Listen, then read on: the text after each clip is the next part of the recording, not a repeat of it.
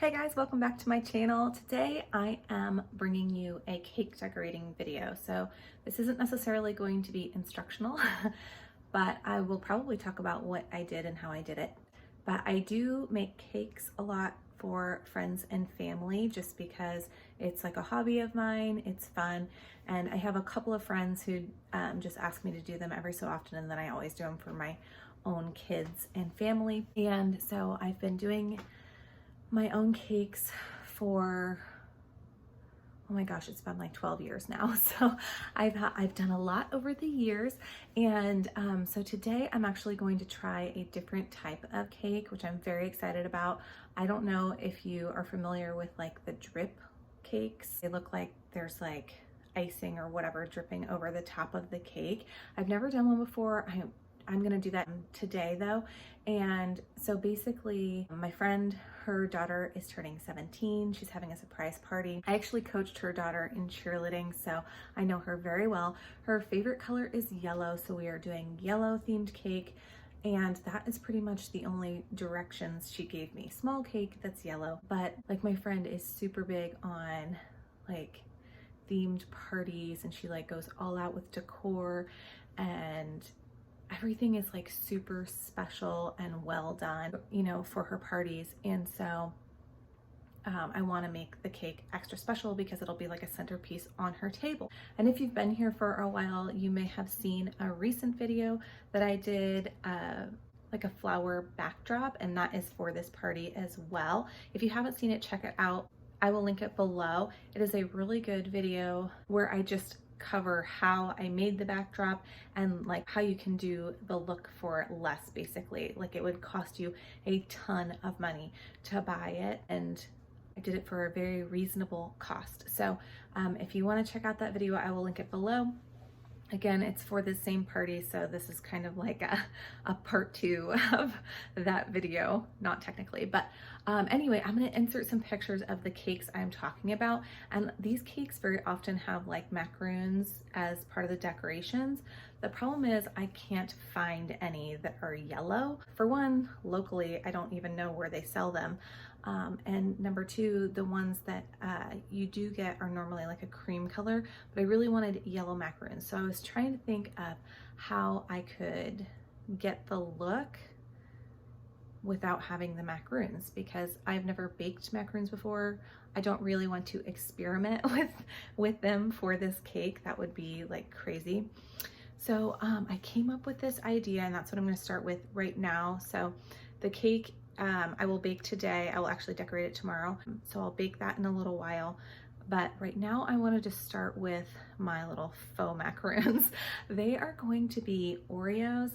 And then I have like these candy melts that I got from like Hobby Lobby, and they're yellow. So I'm gonna take and melt those and then dip the Oreos in those and see if it gives kind of the same type of macaroon look. And then I have a couple different sprinkles that I'm going to use. Let me show you. I have like these Wilton little sprinkles. I have some white pearl sprinkles.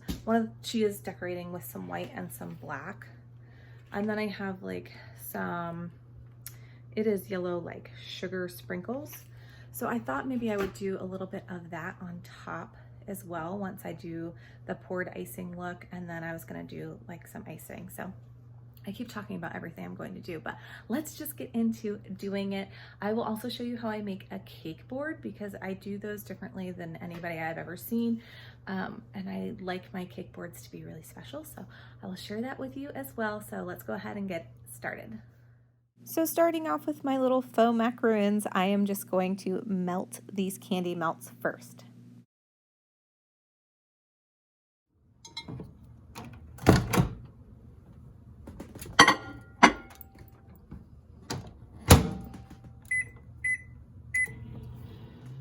I only used a small portion of the bag because the rest of the candy melts I will melt later for the top of the cake. So I just did enough basically to do the Oreos. So I'm just basically putting the Oreo in, scooping the candy melts on top of it, and then putting it on a fork and tapping it so that it kind of evens out before I set it on wax paper for it to cool cool down and dry off.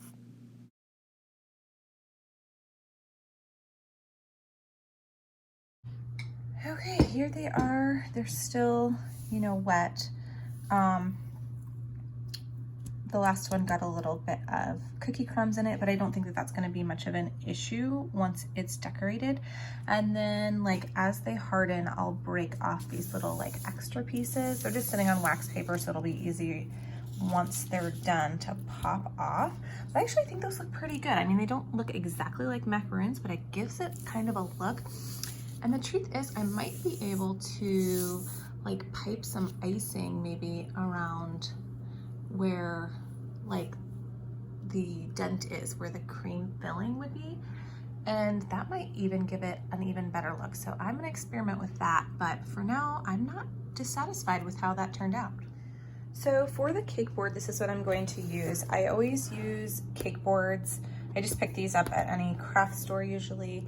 I did 10-inch ones for this cake just because it's going to be a 6-inch cake, so that should give us about 2 inches on either side, which will be good. I picked up this piece of scrapbook paper. This is how I make my cake boards. So I usually go with whatever color theme will add to the cake. So it's going to be a yellow cake, but she's decorating mostly with white, and she said a little bit of pops of black. And then like the backdrop that I created, I will insert a picture, is all yellow flowers with black and white stripes. So I want it all to go.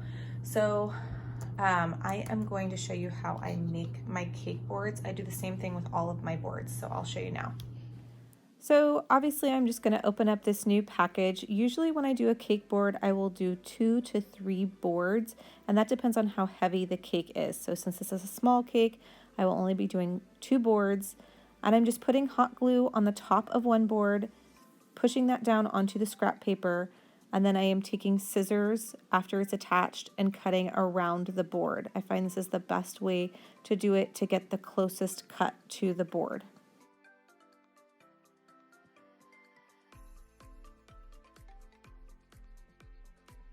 Once that is all cut, I want to make this food safe, and also so that the paper does not get ruined by cake or icing. So I'm adding a layer of plastic wrap or saran wrap over top of this, and I'm just using my hot glue, putting down a little dot, and then just pulling the saran wrap. And I start at one side, then I pull across, directly across on the other side, and then I just keep working my way around the board. And then before it's all the way glued, I'll flip it over and see where it needs adjusting, and then I will pull and glue from there, if that makes sense.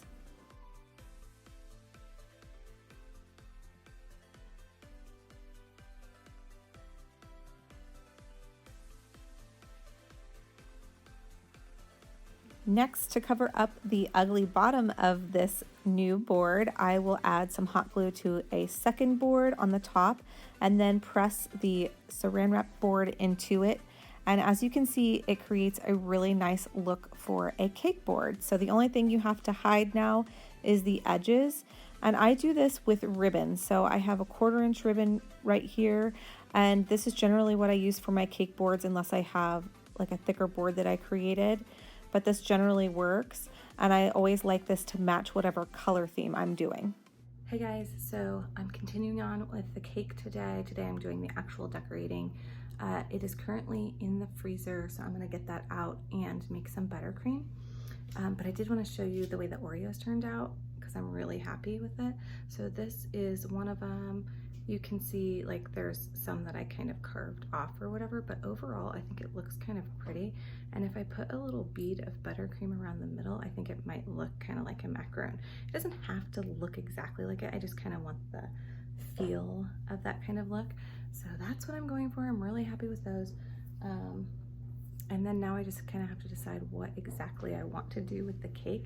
I think I'm going to do a yellow and white kind of ombre, I don't even know honestly, really, on the buttercream, and then I'm gonna do the drip. So this is an experiment, wish me luck.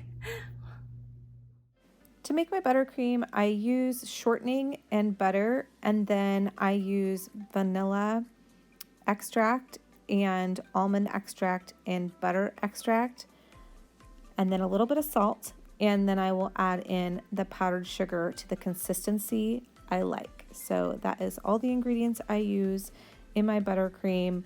I don't even follow a recipe because I've made this so many times that I just like put it together and I know what the consistency is supposed to be like. So once that's ready, I will start making my cake. So I did already pre-cut my cake into layers. I just baked 2 6-inch cakes and cut them in half. So I'm just spreading a little bit of buttercream to stick the first layer down. And then I am going to add buttercream in between each of these layers. This is the flavor cake she wanted. Here's where you could do any kind of fun filling or fun icing, but this is what she wanted. So this is what she's getting. And then after each filling of buttercream, I will add another cake layer and do my best to make sure that these are lined up and not leaning. I have a really bad habit of making leaning cakes, but that's okay. I'm an amateur. It's all good.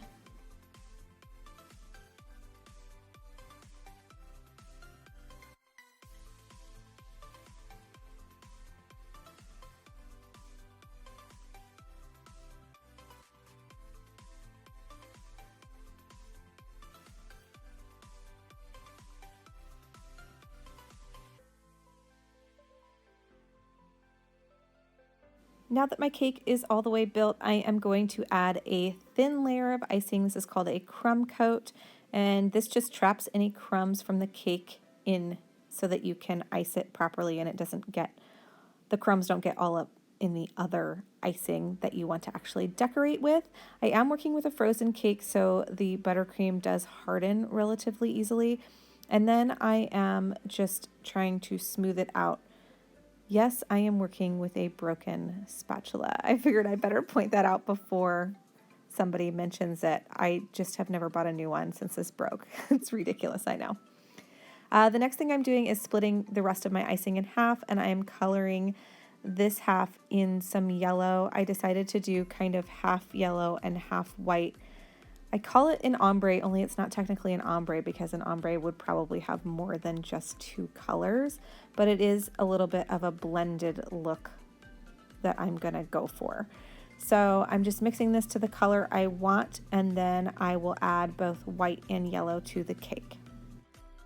So this is where it gets a little bit more fun because you're actually doing a little bit of decorating, but I'm just adding a thick layer of icing so that you can't see the cake through it. It is a little bit harder to cover a chocolate cake in white icing just because the chocolate is dark and it has a tendency to want to like seep through the color underneath. So you do have to do a pretty thick layer, and you'll see at the end that I still don't even get it all the way covered, but that's okay. And then once I get the white on, I'm going to add the yellow on the bottom, and I'm not being super accurate about how it goes on as far as like doing a straight line because I don't actually want it to be perfectly straight. I just want it kind of to blend together once I smooth out the sides. So I'm just adding my thick layer before I smooth out the sides, if that makes sense.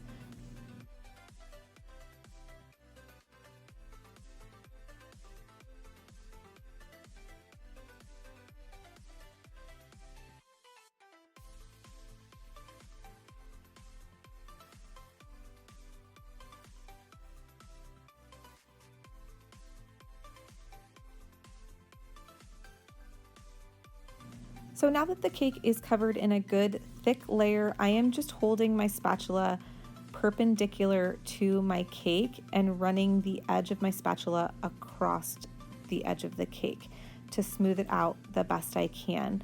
There are really good tutorials out there about this. You probably don't need my instruction on it, but this is what I'm doing. It does take me a long time to smooth the cake just because I'm not great at smoothing buttercream. So I actually cut a ton of this footage out so you didn't have to watch me smooth over and over and over again. But you get the idea. Basically, I just keep scraping and like even touching up icing as I need to until I get it to be as smooth as I can.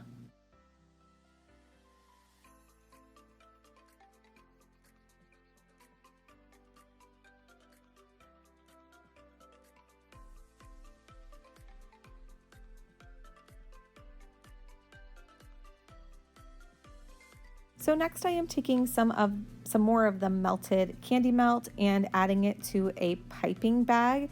And this is how I'm going to add it to the cake for the drip effect. A little note, probably it's not great to work with a frozen or cold cake when you're doing this. I had a really tough time with the candy melts like hardening before I could get it where I wanted.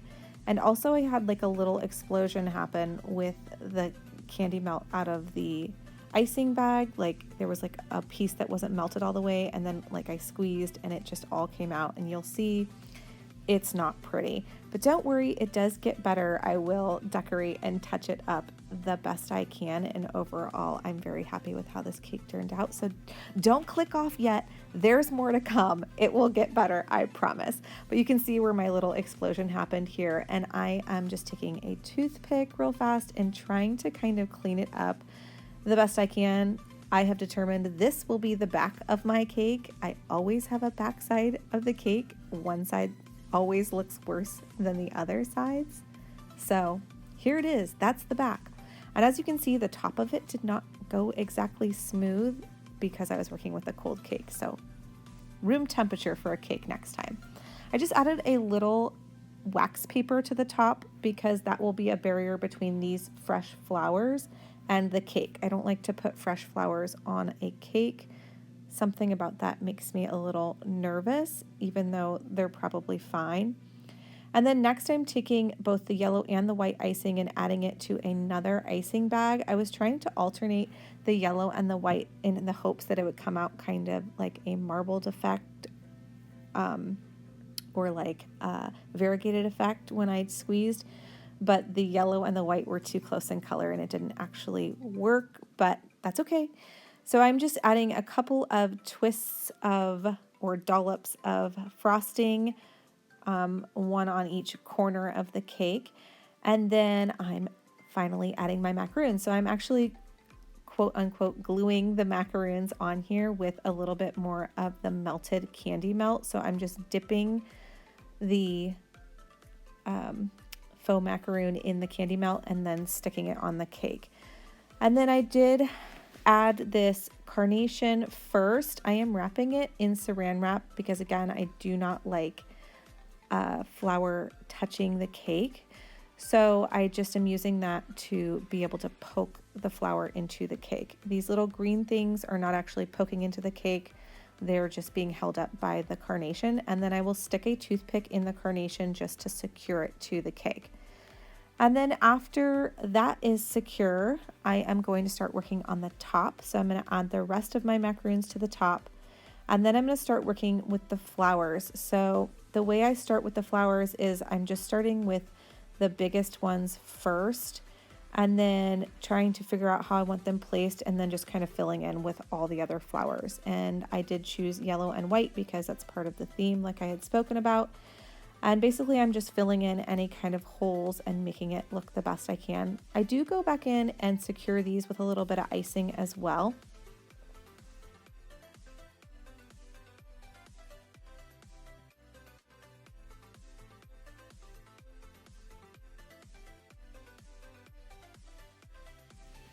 So with my flowers all in place, I am going to go ahead and add a few sprinkles. I decided not to use the bigger white pearls just because they were too big.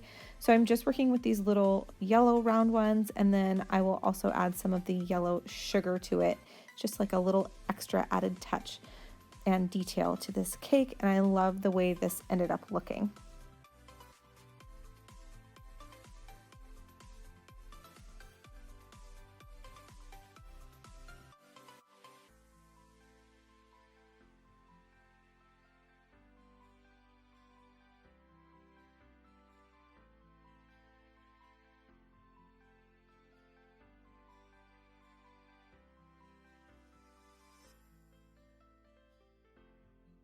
So the last thing I'm going to do is actually make this little sign. I had cut this out already on my silhouette machine. If you've seen some of my previous videos, you know that I very often do this when crafting.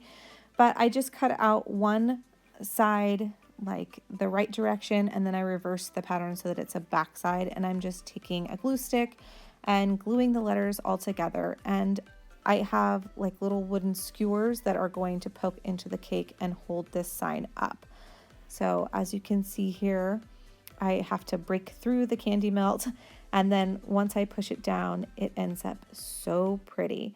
So this is the finished result. I absolutely love the way it turned out. It went so well with her party.